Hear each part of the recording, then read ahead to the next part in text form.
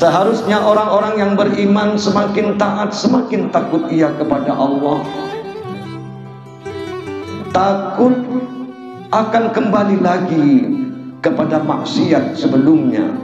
Takut kalau amal taatnya tadi itu tidak diterima oleh Allah Subhanahu wa ta'ala. Makanya Al-Imam Waliullah Al-Arif Billah Syekh Ibnu Atha'illahi As-Sakandari di dalam butiran-butiran hikmah nasihatnya beliau mengungkapkan, rubbama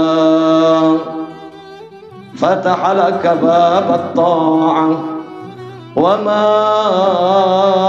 fataha laka babal qabul wa rubbama qadha alayka bidzambi fakana sababan lil wusul. Terkadang Allah membukakanmu pintu ketaatan, namun Allah belum membukakan untukmu pintu keterkabulan.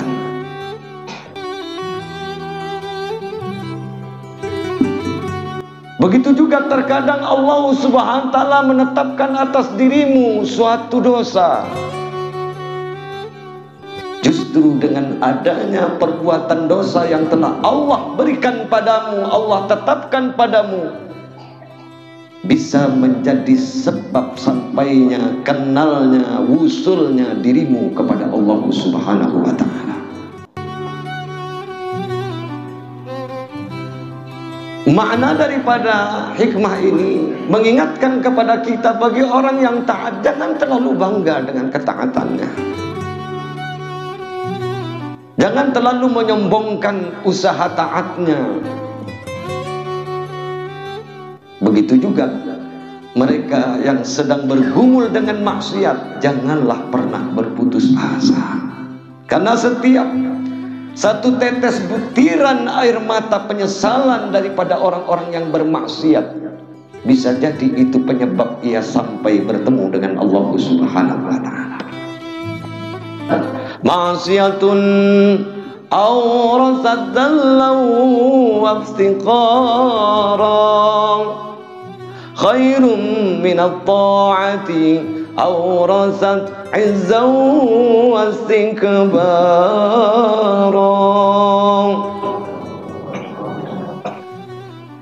Perbuatan maksiat yang dilakukan oleh seseorang tapi dengan keberadaan hatinya penuh kerendahan, ketakutan, pengakuan akan perbuatan dosanya itu di hadapan Allah, itu justru lebih baik daripada ketaatan yang hanya menimbulkan dirinya mengaku sebagai orang yang mulia, mengaku sebagai orang yang tinggi di hadapan Allah Subhanahu wa ta'ala.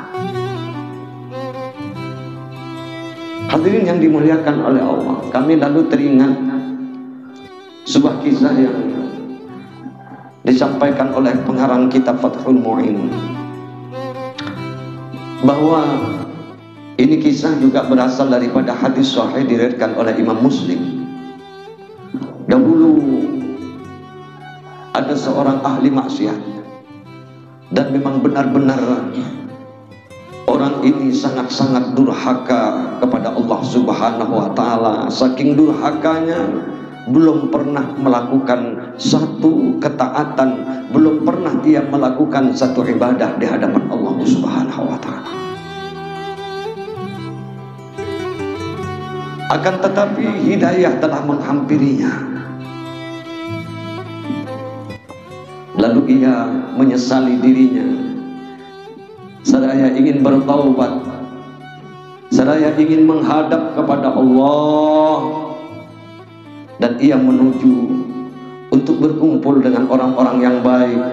Dimulailah oleh dirinya mendekati majelis ta'lim, karena ia tahu bahwa di sana adalah kumpulan orang-orang taat.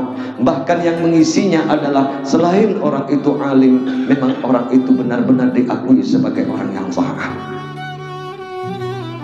Apa yang terjadi Bapak Ibu rahimakumullah, sesampainya si ahli maksiat ini ke tempat majelis yang telah ia niatkan, maka si alim ini telah menolehnya dengan pandangan penuh merendahkan.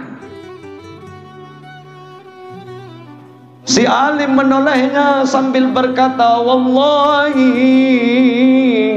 la yaghfirullahu li fulan.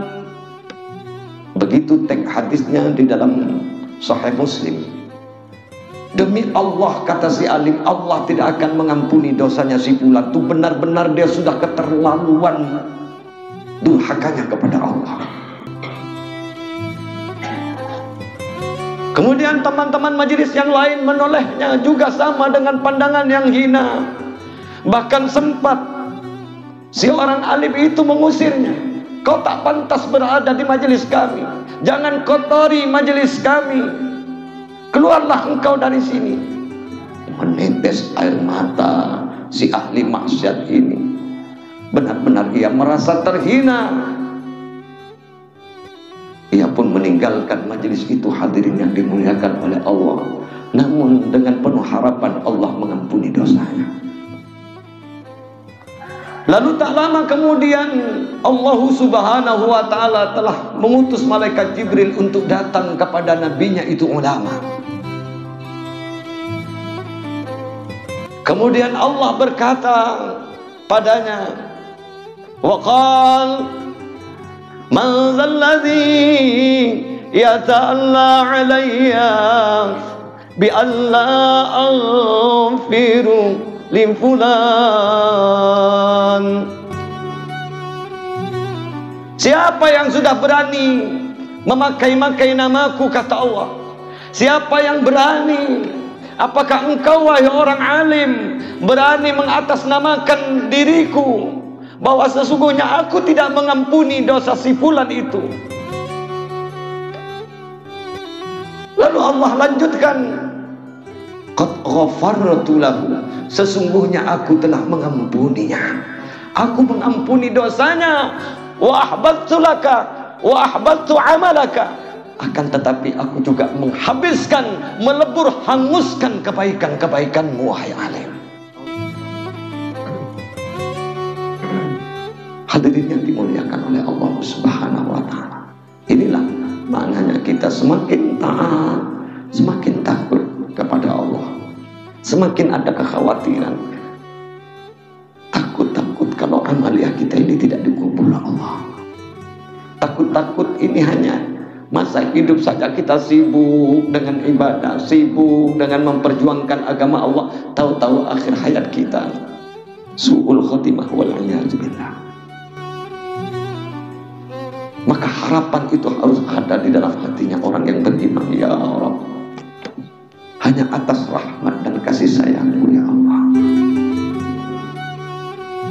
Hadirin yang dimuliakan oleh Allah Subhanahu wa ta'ala, kejadian yang sama juga pernah terjadi di zaman Bani Israel.